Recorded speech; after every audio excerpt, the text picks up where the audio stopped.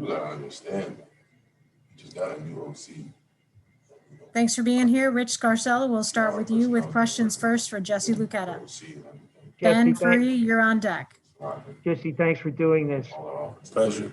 Why do you think you guys, just on defense, why do you think you came out flat tonight? Did you feel like you were ready to play from the start? Absolutely. You know, we felt going into the game, we felt ready to play. We got out there.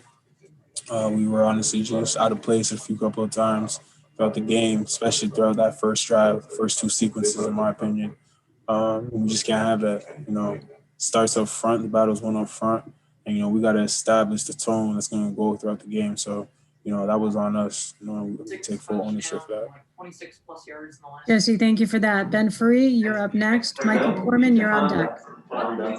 Hey Jesse, thanks for doing this. How you doing? Good. So obviously, I went through start something no one in this program's ever gone through. So like, what's kind of the message right now in the locker room, and what do you have to do to take that next step, turn it around, make sure everyone stays focused?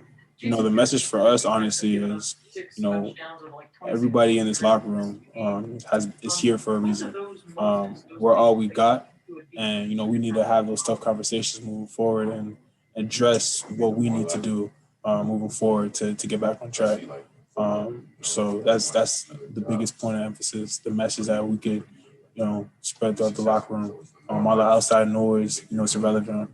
If people who are, you know, chirping, you know, they're irrelevant. The only people that matter are in this locker room.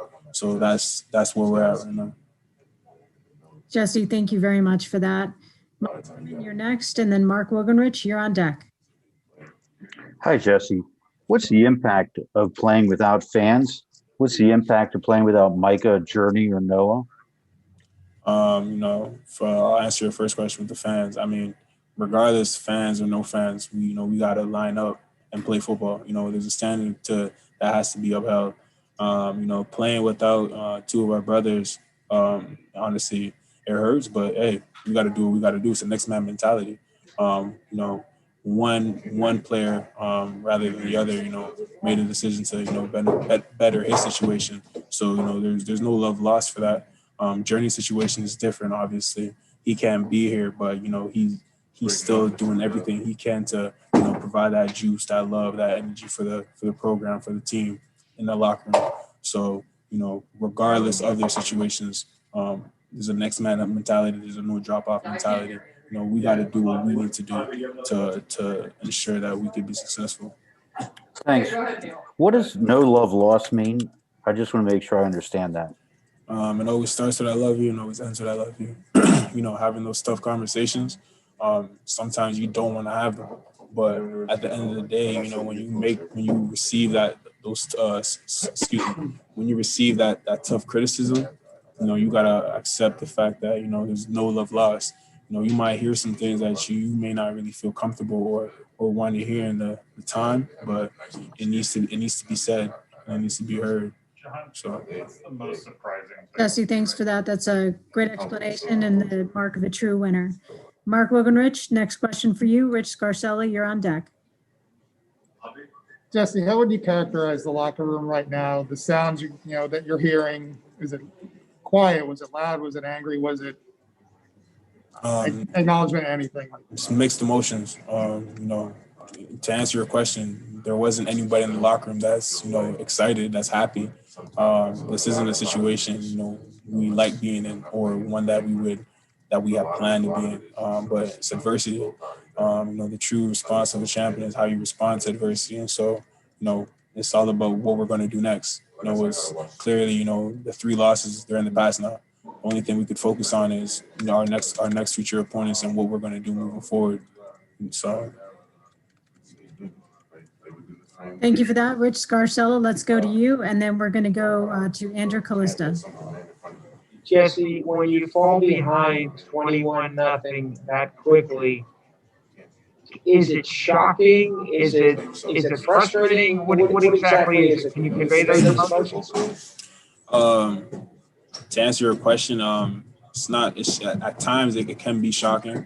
In our situation, you know, it was frustrating. But at the end of the day, you know, as a leader of the team, a leader of the defense, I got to make sure my guys understand that, hey, it's going to be a 4-quarter game. They're going to throw – football is a game where, you know, the opposition, they're going to throw punches. They're going to throw some blows. How are you going to respond? It's a 4-quarter game for the reason. You know, if a team could, you know, this was NBA 2K playing with your friends where they scored 21 points and it's a mercy rule, then people wouldn't really enjoy playing it. We got 4 quarters for that exact reason. I mean, we fell behind, kept fighting, came out the second half, held them to 5 possessions, and then scored points. So, you know, we need to have the same attention to detail and that same hunger and dominance in the first half. Same as home. Jesse, thank you for that. We'll go next. Next question goes to Andrew Callista. Parth, you're on deck. Hi, Jesse. I'm just curious. We're used to seeing the Penn State defense and you guys under Brent Pry being very sure tacklers and things like that. It seems like maybe it's not there this year. Could you pinpoint a reason why? Is it less hitting in practice due to COVID protocols? Is it why do you think that maybe the tackling has lacked a little bit? It's none of that. You know, we go into practice and we pride ourselves on how hard we practice, how physical we are. That's a point of emphasis that we need to own. Especially myself, you know, I missed 2 tackles tonight, and that's not the standard. So, you know, we need to honestly have those tough conversations, as I mentioned before, and embrace that. You know, we're known as being a defense that's physical, that's going to establish their dominance physically up front early. So that's an area where we need to be better, where I especially need to be better, because it starts with me, especially being the leader of this defense, leader of this team. So I got to be better. Thank you for your time. Jesse, we appreciate the fact that you hold yourself accountable as well. Parth, you're next with that question, and then Gabe, you're on deck. Hey, Jesse, appreciate you doing this. Last week against Ohio State, I think it took like 3 plays for them to score, and then today Maryland scored in less than 3 minutes. What do you attribute to those slow starts defensively? Attention to detail. You know, we need to clearly do more.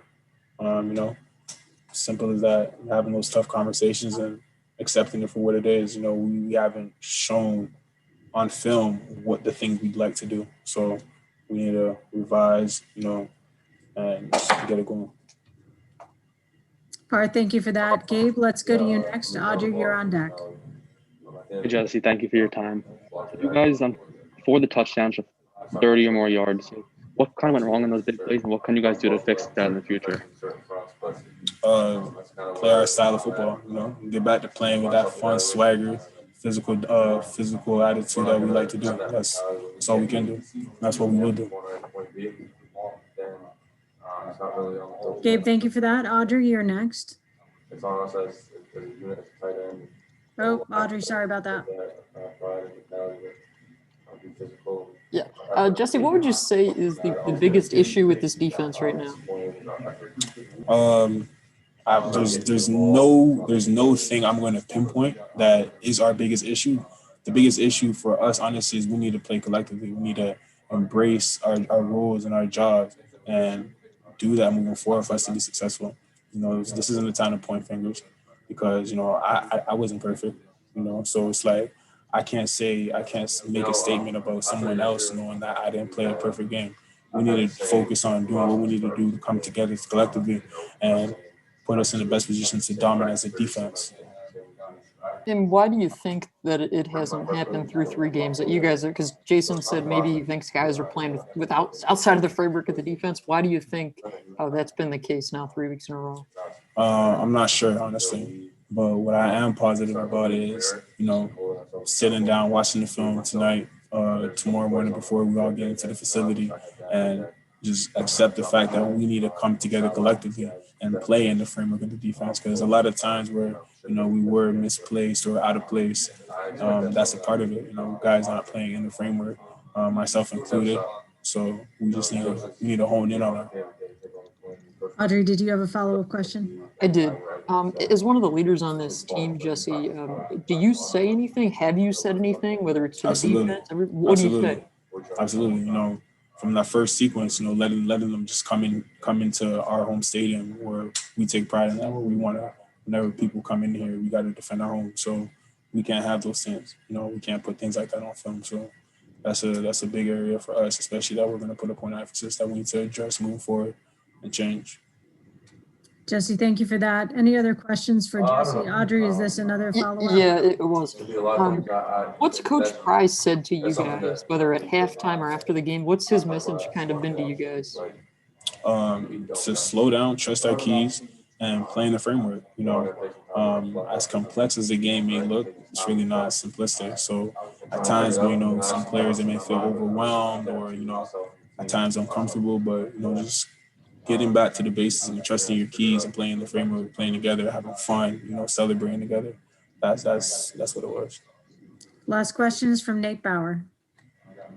Hey Jesse, I'm just curious about the week of practice leading into this game, but also I guess maybe through the season. I mean, have you guys felt like I think you've experienced some of the same issues in practice that are showing up in the games?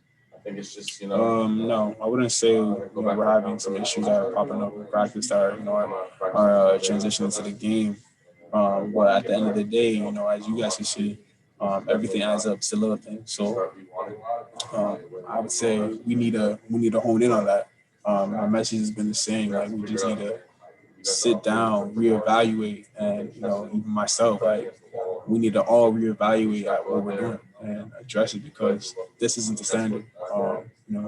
This isn't the Penn State standard, and we need to forget talking about finding where we need to make one.